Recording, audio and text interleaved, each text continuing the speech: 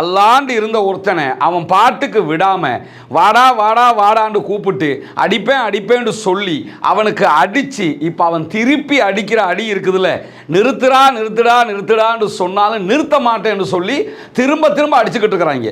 இருந்தாலும் drone attack Israel Iran மீது நடத்தி இருக்கிறது.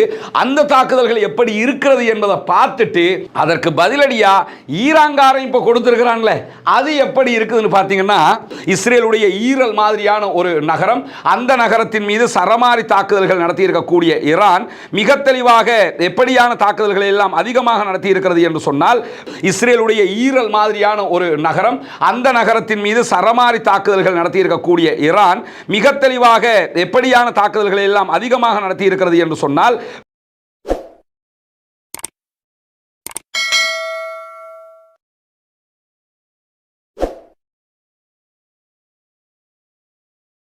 அன்பிற்கினிய சகோதர சகோதரிகளே, நம் அனைவர் மீதும் ஏக இறைவனுடைய அமைதியும் கருணையும் உண்டாகட்டுமாக என்கிற உயரிய பிரார்த்தனைகளோடு இன்னைக்கு நம்ம பார்க்க இருக்கக்கூடிய பல முக்கியமான செய்திகள் இருக்கிறது. குறிப்பாக நமக்கெல்லாம் தெரியும், இஸ்ரேலுக்கும் ஈரானுக்கும் இடையில ஒரு நேரடி வார் ஸ்டார்ட் ஆகி இருக்கிறது. இத்தனை ஆண்டு காலமாக என்ன விட்டா யாருமே கிடையாது என்று மார்பை நிமித்தி வைத்துக் கொண்டு உலகத்துக்கெல்லாம் படம் காட்டிக் கொண்டு தெரிந்த இஸ்ரேலிய ஆக்கிரமிப்பு ராணுவம் கடந்த 617 நாட்கள் காசாவில் இருக்கக்கூடிய ஒரு சிறிய ராணுவத்தில் தோல்வி அடைந்து கொண்டிருக்கிறது.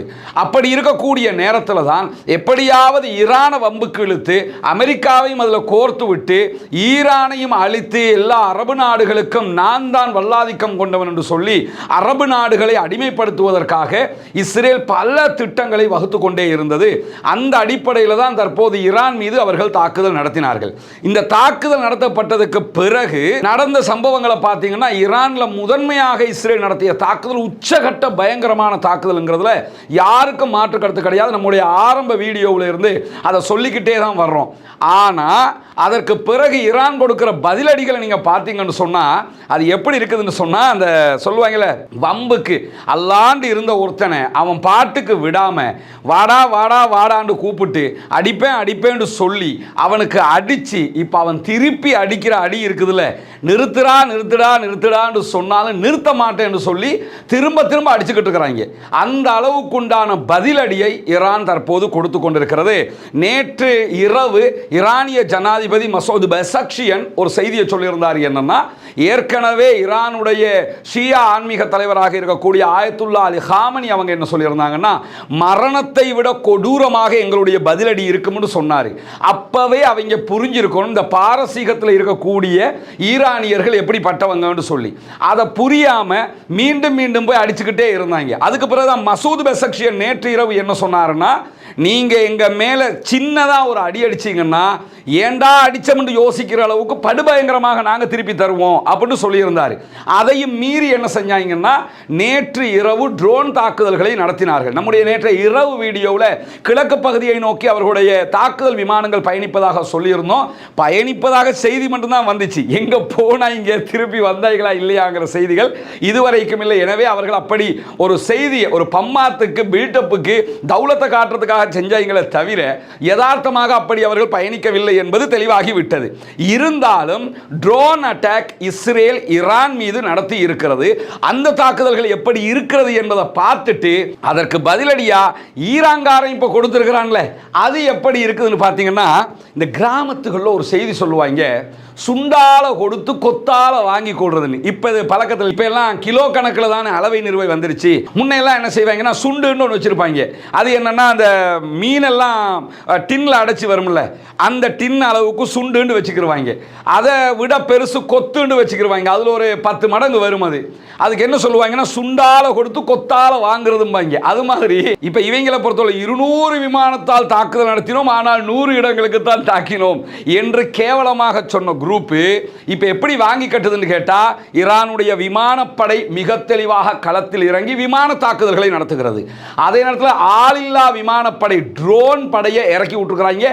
அவங்க வந்து வெச்சு பண்ணிக்கிட்டு இருக்கிறாங்க தொடர்ந்து.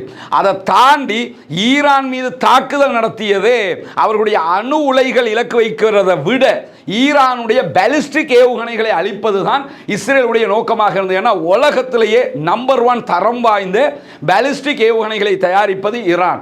அவர்களுடைய பாலிஸ்டிக் ஏவுகணைகள் அவ்வளவு படுபயங்கரமாக இருக்கும். அதை அழிக்கிறது நோக்கமாக கொண்டுதான் நாங்கள் தாக்குதலை நடத்தினோம்னாங்க.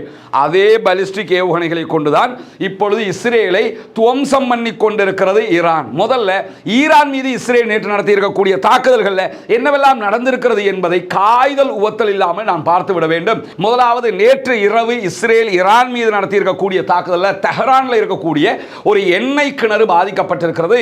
அது சாதாரண பாதிப்பு இல்லை, கடுமையான பாதிப்பு தான். எண்ணெய் கிணறு பற்றி எரிகிறது. தற்போது அதை கட்டுக்குள் கொண்டு வந்திருப்பதாக தெஹரான் அறிவித்திருக்கக்கூடிய காட்சிகள் வெளியாகி இருக்கிறது.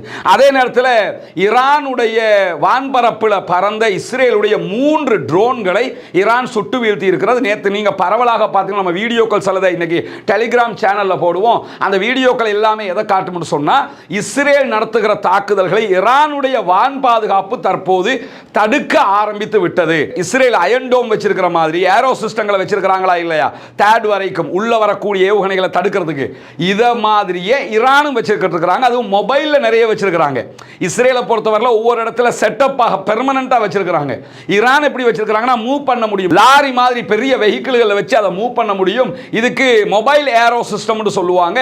அந்த மாதிரி அவங்க ஆயிரக்கணக்கில் வச்சிருக்காங்க.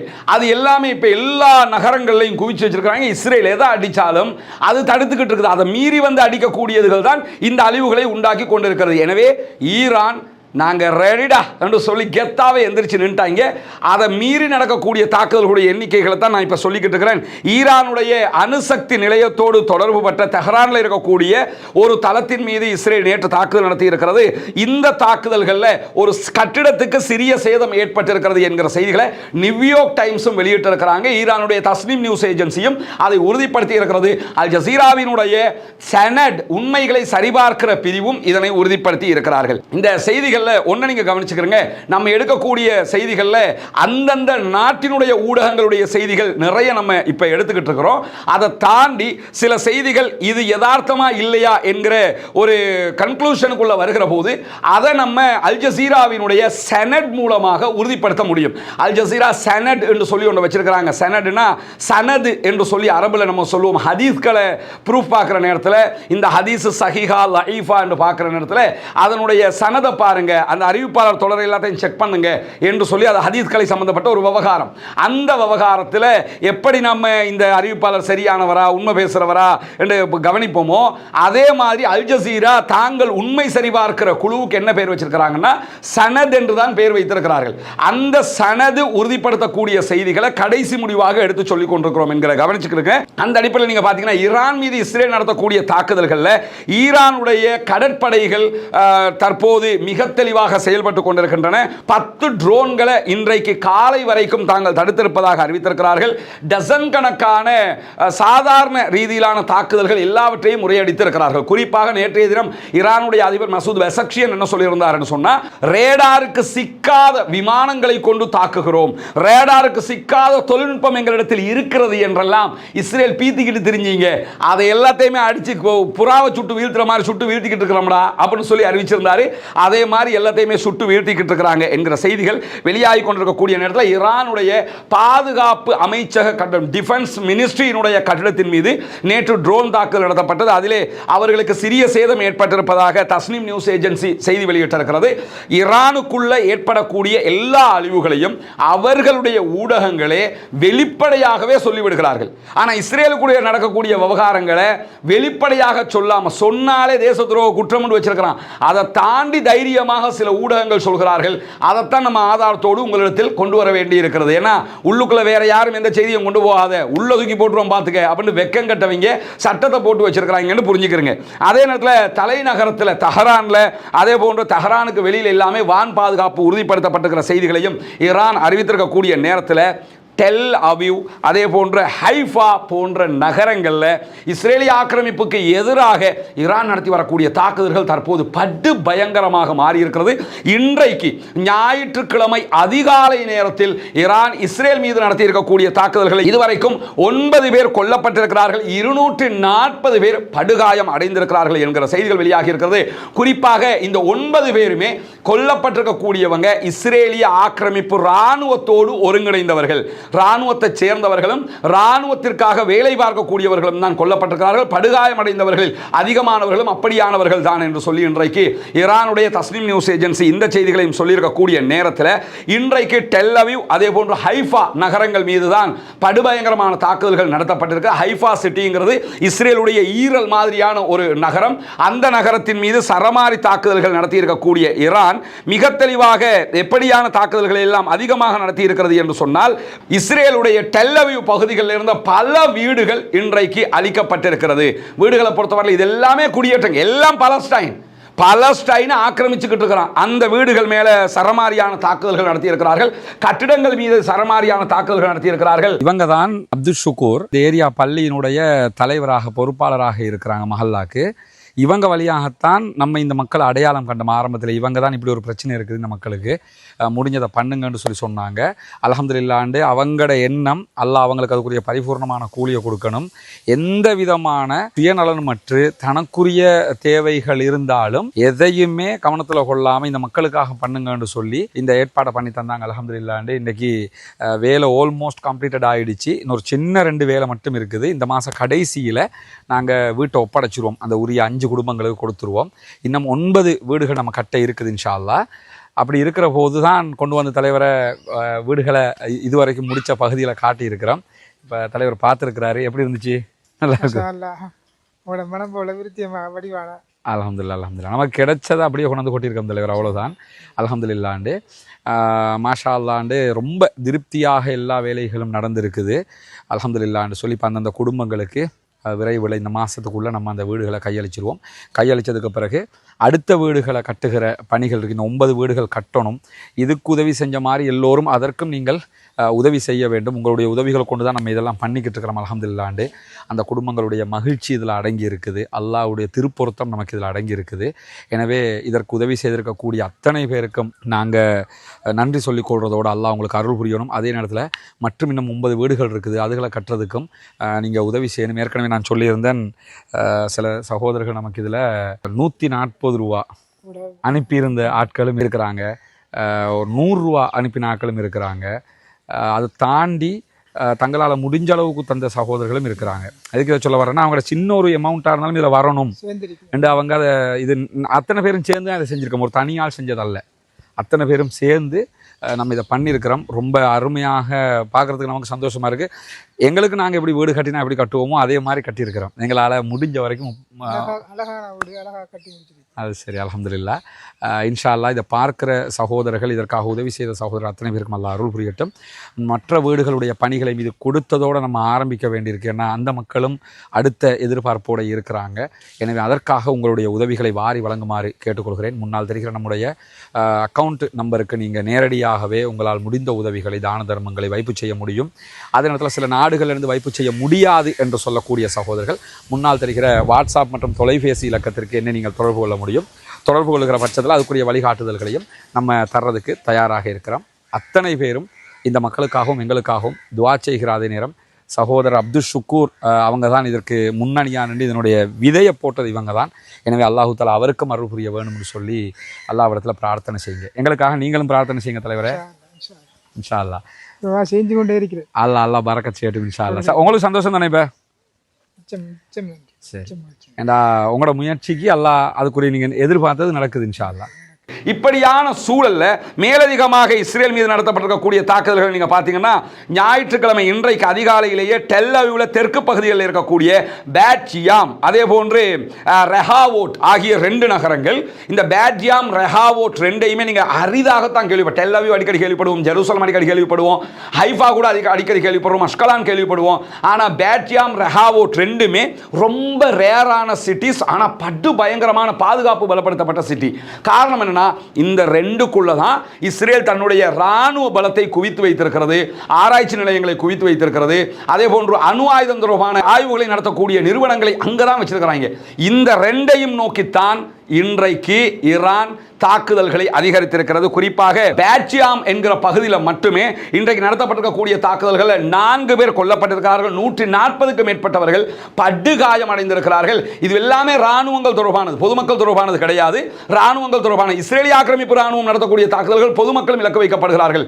ஆனால் ஈரானுடைய தாக்குதல்களை நீங்க எடுத்துக்கிட்டீங்கன்னா பொதுமக்கள் இலக்கு வைக்கப்படாமல் ராணுவம் இலக்கு வைக்கப்பட்டுக் கொண்டிருப்பது என்பது விசேடமான ஒன்றாக இருக்கக்கூடிய நேரத்தில் பேட்சியாம் நகரத்தில் ஈரானுடைய ஏவுகணைகளுடைய வெடிப்பால டசன் கணக்கான வீடுகள் இன்றைக்கு அழிந்திருக்கிறது என்கிற செய்திகள் வெளியாகி இருக்கிறது. இந்த குடியிருப்புகள் எல்லாமே வீடுகள்னா அத்தனையுமே அங்க இருக்கக்கூடிய ராணுவத்திற்கு வழங்கப்பட்டிருக்கக்கூடிய குவார்டர்ஸ்கள் அத்தனையுமே அழிக்கப்பட்டிருக்கிறது என்கிற செய்திகளோடு பாரிய கட்டிடங்களும் அழிக்கப்பட்டிருக்கிறது என்கிற செய்திகளும் வெளியாகி இருக்கிறது. அதே நேரத்தில் இஸ்ரேலுடைய அதிகாரிகள் பேட்யாம் பகுதிகளை ஒரு ரெட் லைன் அறிவிப்பாக வெளியிட்டிருக்கிறாங்க. என்னன்னு சொன்னா, இந்த பகுதி அதிக உயிரிழப்புகள் ஏற்படக்கூடிய பகுதி, அதிகமான அழிவுகள் நிகழ்ந்திருக்கக்கூடிய பகுதி அப்படின்னு சொல்லி பேட்யாம இன்றைக்கு அறிவித்திருக்கிறார்கள். இதெல்லாம் நம்ம எப்படி பார்த்தோம்? அதிக உயிரிழப்புகள் ஏற்படக்கூடிய பகுதி என்று சொன்னா காசா அப்படின்னு பார்த்தோம்.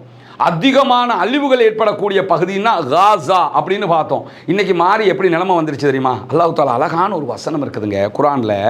இந்த காலத்தை மனிதர்களுக்கு மத்தியிலே சுழல விடுகிறோம் அப்படின்னு அல்லாஹ் சொல்றான். எப்படி சுழலுது பார்த்தீங்களா?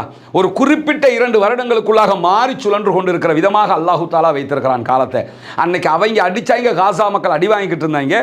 இன்னைக்கு நிலைமை எப்படின்னா, ஈரான்காரன் அடிச்சுக்கிட்டு இருக்கிறான், இஸ்ரேல்காரன் அடி வாங்கிட்டு இருக்கிறாங்கிற நிலைமை உருவாகி இருக்குது. இடையில ஒரு விஷயத்தை சொல்லணும். என்னன்னா, சில பேர் உட்கார்ந்துக்கிட்டு ஈரானும் ஒன்று தான் இஸ்ரேலும் ஒன்று தான், அது தத்துவ ஞானிகள் கொஞ்சம் பேர் கிளம்பியிருக்கிறாங்க. அவங்க போடுற வீடியோக்கள் சில பேர் போட்டுக்கிறாங்க. அதுக்கு மார்க்க ரீதியாகவே நம்ம பதில் கொடுப்போம். தனியான ஒரு வீடியோ போட இருக்கிறோம். என்னன்னா, ஈரான்காரன் அடிபடத்தான் வேணும், அங்கே நடக்கிற என்னத்தை இஸ்ரேல் அடித்தாலும் அதெல்லாம் சரிதான், அதே நேரத்தில் இஸ்ரேல்காரன் எதுனாலும் சரிதான் சொல்லி இஸ்ரேலுக்கு நிகராக ஈரான சில உலமாக்கள் என்கிற பேரில் இருக்கிறவங்களும் கொண்டு வச்சுக்கிட்டு இருக்கிறாங்க. அது எப்படி மார்க்க கண்ணோட்டத்தில் அதை எப்படி அணுகணுங்கிறத பொதுமக்களுக்கு தெளிவுபடுத்துவதற்காக தனியான ஒரு வீடியோவை நம்ம வெளியிட இருக்கிறோம். ஏன்னா இந்த நேரத்தில் உட்கார்ந்துக்கிட்டு இந்த மாதிரி பேச்சுக்களை பேசக்கூடியவங்களுக்கு குர்ஆன் ஹதீஸ் ரீதியாகவே நம்ம பதில் சொல்ல வேண்டி இருக்கிறது. அப்படி பதில் சொன்னால் தான் உரைக்கும் அவங்களுக்கு. அதனால் அப்படி ஒரு பதிலை நம்ம விரைவில் இன்னைக்கோ அல்லது இன்னைக்கு ஈவினிங்கோ வெளியிடுறதுக்கு முயற்சி பண்ணுறோம், அல்லது நாளைக்காவது அந்த வீடியோவை நம்ம வெளியிடுவோம். அதை நம்ம தெளிவாகவே புரிந்து கொள்ள வேண்டியிருக்கிறது. என்னன்னா, சவுதி அரேபியாவை தூக்கி தலையில் வச்சுக்கிறதும், ஈரான் தாக்குதல் நடத்தினா கூட தாக்குதல் நடத்தாத நேரத்தில் இவன்லாம் அடிக்க மாட்டாங்க, இப்படி பேசிக்கிட்டு தான் திரிவாங்க, முனாஃபிக்குகள் நயவஞ்சகர்கள்ங்கிறது. அடிச்சு முடிய என்ன சொல்றதுன்னு கேட்டால், அவன் ஈரான் அடிச்சுக்கிட்டா என்ன, இஸ்ரேலுக்கு அடிச்சா எங்களுக்கு என்ன, 2 பேருமே ஒண்ணுதாங்கிறது. என்னன்னா, அடிக்க மாட்டான்னு நினைக்கிறது, அடிச்சு முடிய அதை சகிச்சுக்கிற முடியாம இப்படி கதை பேசுவது. கேட்டா சவுதி எப்படி தெரியுமா? 3000 ட்ரில்லியன் US டாலர்களை கொண்டு கொட்டிட்டு வந்திருக்கிறான். அந்த காசை எடுத்து தான் காசா காரனை கொண்டு குவிச்சுக்கிட்டு இருக்கிறான். அந்த காசை எடுத்துக்கிட்டு தான் ஈரான் காரனை கொண்டு குவிச்சுக்கிட்டு இருக்கிறான். அந்த காசை எடுத்துக்கிட்டு தான் யமன்ல குண்டு போட்டுக்கிட்டு இருக்கிறான். இது எல்லாத்தையுமே அரபு நாட்டு காசை எடுத்துக்கிட்டு தான் செஞ்சுக்கிட்டு இருக்கிறான். இந்த அரபு நாட்டுக்காரன் காசை கொண்டு கொட்டுறது குற்றமாக தெரியல, ஆனா ஈரான் சண்டைக்கு வந்துட்டா மட்டும் அது பெரிய குற்றமாக தெரியுதுன்னா அதுக்கு நம்ம விளக்கம் சொல்ல வேண்டியிருக்கிறது. கண்டிப்பாக அதற்கும் நாம் விளக்கம் சொல்ல இருக்கிறோம் குர்ஆன் ஹதீஸ் ரீதியாகவே இன்ஷா அல்லாஹ். அதையும் நீங்கள் தனியாக பார்த்து கொள்ள முடியும். இந்த பேட் யாட் பகுதிகளில் நடக்கக்கூடிய தாக்குதல்கள் பற்றி சொல்லிக் கொண்டிருந்தோம். அதை தாண்டி நீங்க பார்த்தீங்கன்னா ஈரானுடைய ஏவுகணைகள் நடத்தி இருக்கக்கூடிய தாக்குதல்களில் 35 பேர் அளவுக்கு பேட் யாட்ல காணாமல் போயிருக்கலாம் என்கிற செய்திகளும் வெளியாகி இருக்கிறது. இங்கே நான் காசாவை தான் நினைக்கிறேன். காசாவில் இஸ்ரேல் தாக்குதல் நடத்துவார்கள், கட்டிடங்கள் இடிந்து விழும், அதில் சொல்லுவாங்க இத்தனை பேர் காணாமல் போயிருக்கிறாங்க. இதுவரைக்கும் காசா யுத்தத்தில் காணாமல் போனவர்களுடைய பட்டியல் 19,000 பேருக்கு மேலே இருக்குதுன்னு சொல்றாங்க. அவங்க திரும்ப அவங்கள உயிரோடு மீட்கிறதுங்கிறது அசாத்தியம். ஏன்னா வருஷ கணக்காக காணாமல் போயிட்டாங்க. கட்டிடத்துக்குள்ள இடிபாடுகளுக்குள்ள உயிரோடு மாண்டு போயிருப்பார்கள். அல்லாஹு தஆலா அவர்களுக்கு ஷஹீதுடைய அந்தஸ்தை கொடுக்க வேண்டும். கட்டிட இடிபாடுகளுக்குள் சிக்குகிறவர்களும் ஷஹீதுகள் என்கிற அந்தஸ்தை இஸ்லாம் தருகிறது. அல்லாஹ் அவர்களுக்கு அந்த வாய்ப்பை கொடுக்க வேண்டும். இணை வைக்காத பட்சத்தில் அவர்கள் கண்டிப்பாக ஷஹீதுடைய அந்தஸ்தை அடைவார்கள். அல்லாஹு தஆலா அந்த வாய்ப்பை கொடுக்கணும்னு அல்லாஹ்விடத்தில் பிரார்த்தனை பண்ணுங்க சகோதரர்களே, தாய்மார்களே, பெரியவர்களே என்கிற கோரிக்கைகளோடு இந்த 35 பேர் காணாமல் போயிருக்கிறார்கள் என்கிற செய்திகளை தாண்டி ரெஹாவோட்டில் இருக்கக்கூடிய வாய்ஸ்மேன் ஆராய்ச்சி நிலையத்திற்கும் பெரும் சேதம் ஏற்படுகிற அளவுக்கு பாரிய தாக்குதலை நடத்தி இருக்கிறது ஈரான் என்கிற செய்திகள் வெளியாகி இருக்கு. இந்த வாய்ஸ்மேன் ஆராய்ச்சி நிலையம்ங்கிறது அணு தொடர்பான ஆராய்ச்சி நிலையம். கரெக்டா இதுக்குள்ள ஒளிச்சு வச்சிருந்தாங்க. எல்லாத்தையும் எப்படி கண்டுபிடிச்சாங்க? தேடி தேடி அடி, விரட்டி விரட்டி அடி, இனி வரக்கூடாதுடா நீ இந்த பக்கம் சொல்லி கொடுக்கக்கூடிய அடியை நீங்க பார்க்கலாம், ஈரான் முழுக்க மக்கள் வீதியில் இறங்கி மகிழ்ச்சி கொண்டாட்டத்தில் ஈடுபடுகிறார்கள். அவன் அட்டாக் பண்றான், ஆனா இவங்க ரோட்ல இறங்கி இன்னும் நீங்க அட்டாக் பண்ணணும், விட்டுறக்கூடாது, இதோட இஸ்ரேலா நம்மளாங்கிறத பார்த்துடணும்னு சொல்லி களமிறங்கி இருக்கக்கூடிய செய்திகளுக்கு மத்தியில் சென்ட்ரல் இஸ்ரேல் பகுதிகளிலையும் இன்றைக்கு ஈரான் தாக்குதல்கள் பாரிய அழிவுகளை ஏற்படுத்தி இருக்கிறது. குறிப்பாக ஹயோம், இன்றைக்கு இஸ்ரேலி ஹயோம் செய்தித்தாள் இந்த செய்திகளை வெளியிட்டிருக்கிறது. டெல் அவீவில் இருக்கக்கூடிய 6 தளங்கள் மீது ஈரான் ஏவுகணைகள் நேரடி அழிவுகளை உண்டாக்கி இருக்கிறது. இன்றைக்கு காலையில் இது அல் ஜசீராட செய்தி கிடையாது, இஸ்ரேலி ஹயோமே வெளியிட்டிருக்கக்கூடிய செய்தி. அவங்களுடைய பத்திரிகையை காரி துப்பிக்கிட்டு இருக்குது அவங்கள, அந்த செய்தி தான் இது. இன்றைக்கு 6 தளங்கள், ராணுவ தளங்கள் மீது தாக்குதல் நடத்தி இருக்கிறார்கள். கிரேட்டர் டெல் அவீவுடைய வடக்கு பகுதிகளில் இருக்கக்கூடிய நெதன்யா, அதே போன்று ஹெர்ஸ்லியா ஆகிய பகுதிகளிலையும் இன்றைக்கு ஈரான் நடத்தி இருக்கக்கூடிய தாக்குதல்களில் பல பகுதிகள் மொத்தமாக அழிந்திருக்கிறது என்கிற செய்திகளை இஸ்ரேலி ஹயோமே வெளியிட்டிருக்கிறது. அதை தாண்டி ஈரானுடைய தாக்குதல்களோடு இணைந்து யமன்ல இருக்கக்கூடிய ஹூதிகளும் தாக்குதலை ஆரம்பித்திருக்கிறார்கள். ஹூதிகளுடைய ஏவுகணை தாக்குதலுடைய புகைப்படங்களை இன்றைக்கு அல் ஜசீரா வெளியிட்டிருக்கிறது.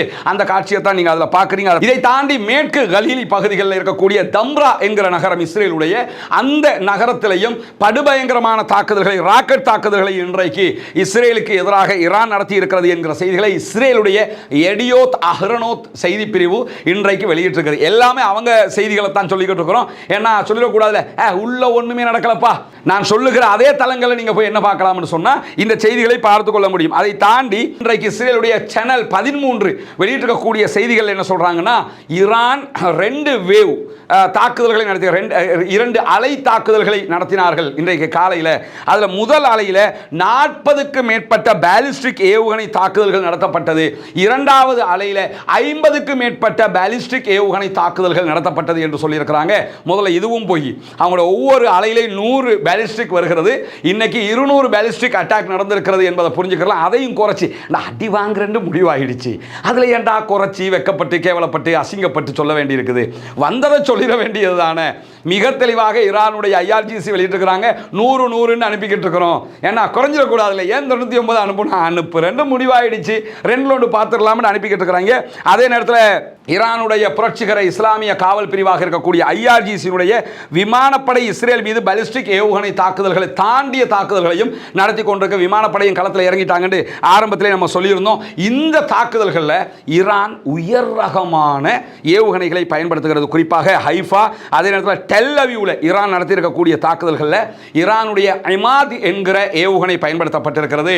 ரொம்ப சூப்பர்சோனிக் அளவுக்கு இருக்கக்கூடிய ஒரு ஏவுகணை. அதே போன்று கதர் என்கிற வகையான ஒரு ஏவுகணை அவங்க பயன்படுத்துறாங்க. அந்த ஏவுகணை மூலமான தாக்குதல்களும் நடத்தப்பட்டிருக்கிறது. அதே போன்ற ஹைபர் வகையான ஏவுகணை தாக்குதல்களையும் இன்றைக்கு இந்த 3 தான் இன்னைக்கு அடிச்சுக்கிட்டு இருக்கிறாங்க. அவங்ககிட்ட இருக்கிறதுக்கு வேண்டிய அளவுக்கு இருக்குது.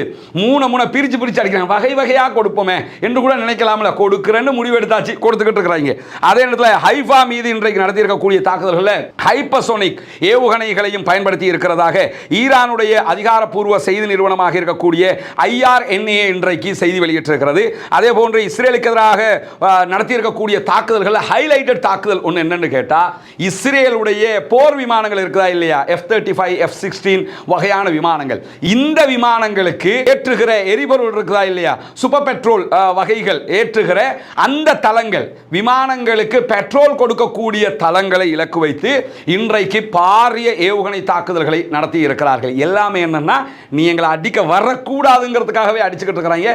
சூப்பர் பெட்ரோல் ஏற்றக்கூடிய அந்த நிலையங்கள் மீது இன்றைக்கு உச்சகட்ட தாக்குதல்களை நடத்தி இருக்கக்கூடிய நேரத்தில் ஈரானுடைய ஒரு முக்கியமான பாதுகாப்பு அதிகாரி அல் ஜசீராவுக்கு சொல்லியிருக்கக்கூடிய தகவலை இன்றைக்கு அல் ஜசீரா ஒரு ஹைலைட்டட் நியூஸாக வெளியிட்டு கொண்டிருக்கிறார்கள். அது அவர் என்ன சொல்றாருன்னா, யுத்தத்தை நாங்கள் ஆரம்பிச்சது அவங்க, ஆனால் முடிச்சு வைக்கிறது நாங்களாகத்தான் இருப்போம், அவங்கள முடிச்சு வைக்க விட மாட்டோம், நாங்கள் தான் அதை முடிச்சு வைப்போம்னு சொல்லி இன்றைக்கு வெளிப்படையாகவே அவர்கள் அறிவித்திருக்கிறார்கள். இப்போது வரைக்கும் வந்திருக்கக்கூடிய மிக முக்கியமான செய்திகளாக இந்த செய்திகள் வெளியாகி இருக்கிறது.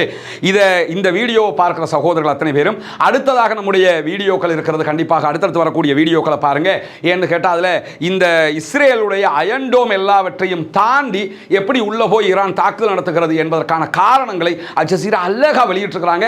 அதை தனி வீடியோவாக நம்ம வெளியிட இருக்கிற அதே நேரத்தில் ரஸ்மின் எம்ஐஎஸ்சி நியூஸ் என்கிற இந்த சேனலை சப்ஸ்கிரைப் பண்ண சகோதரர்கள் சப்ஸ்கிரைப் பண்ணி கொள்கிற அதே நேரத்தில் ரஸ்மின் எம்ஐஎஸ்சி டாக்ஸ் என்கிற நம்முடைய அடுத்த சேனல், அதை கண்டிப்பாக சப்ஸ்கிரைப் பண்ணி கொள்ளுங்க. முன்னால் தெரிகிற அந்த இமேஜில் நீங்கள் பார்த்தீங்கன்னா நம்முடைய சேனல் என்ன பேரில் எப்படி இருக்குதுங்கிறது உங்களுக்கு காட்டப்படும். ரஸ்மின் எம்ஐஎஸ்சி டாக்ஸ் என்கிற சேனலையும் இந்த ரஸ்மின் எம்ஐஎஸ்சி நியூஸ் என்கிற சேனலையும் மறவாமல் சப்ஸ்கிரைப் பண்ணிக்கொள்கிற அதே நேரத்தில் நம்முடைய ஃபேஸ்புக் பக்கத்தை தொடர விரும்புகிற சகோதரர் ரஸ்மின் எம்ஐஎஸ்சி என்கிற பெயரில் ஃபேஸ்புக்கில், இன்ஸ்டாகிராமில், எக்ஸில், அதே போன்று டிக்டாக்ல நீங்கள் தொடர முடியும். அதே நேரத்தில் யூடியூப்ல மேலே சொன்ன பெயர்களில் நீங்கள் தொடர்கிற அதே நேரம் நம்முடைய உத்தியோகபூர்வ வாட்ஸ்அப் சேனலையும் நம்முடைய டெலிகிராம் சேனலையும் இணைந்து கொள்ளுங்கள். இந்த தாக்குதல்கள் தொடர்பான நிறைய வீடியோக்கள், புகைப்படங்கள் அதிலே பதிவேற்றப்படுகிறது. அந்த ஆதாரங்களை நீங்கள் பார்த்துக்கலாம். என்ன இதில் நமக்கு காட்ட முடியாதுங்கிறது உங்களுக்கு தெரியும். எனவே பாலஸ்தீனம் வெற்றி பெற வேண்டும், பாலஸ்தீனம் சுதந்திரம் அடைய வேண்டும், பாலஸ்தீன மக்களும் நம்மை போன்ற நிம்மதியானவர்களாக மாற வேண்டும் என்கிற உயரிய பிரார்த்தனைகளோடு பாலஸ்தீன அப்பாவிகளுக்காக பிரார்த்தனை செய்கிற அதே நேரம் பயங்கரவாதம் ஒழிக்கப்பட வேண்டும், தீவிரவாதம் இல்லாத ஒழிக்கப்பட வேண்டும். அடாவடித்தனமாக உலகம் முழுவதும் உள்ளே நுழைந்து ஒவ்வொரு நாடுகள் மீதும் பயங்கரவாத தாக்குதல்களை நடத்தக்கூடிய இது போன்ற கயவர்களுக்கு எதிரான மூக்குடைக்கிற காரியத்தில் யாராவது ஈடுபட வேண்டும் என்கிற ஒரு நிலையில் தற்போது ஈரான் அந்த காரியத்தை சிம்ம சொப்பனமாக செய்து கொண்டிருக்கிறது என்கிற செய்திகளையும் புரிந்து கொள்கிற அதே நேரம் இஸ்ரேலிய ஆக்கிரமிப்பு ராணுவத்திற்கு எதிராக மறவாமல் குனுத்து நாசிலாவை ஓதுங்கள் என்கிற கோரிக்கைகளோடு ஜனநாயக ரீதியாக என்றைக்கும் பாலஸ்தீன அப்பாவிகளுக்காக முன்னிற்போமாக, ஜனநாயக ரீதியாகவே அத்தனை விவகாரங்களையும் எதிர்கொள்வோமாக என்கிற கோரிக்கைகளோடு முடித்துக் கொள்கிறேன். வாஹ்ரதவானா அல்ஹம்துலில்லாஹி ரப்பில் ஆலமீன்.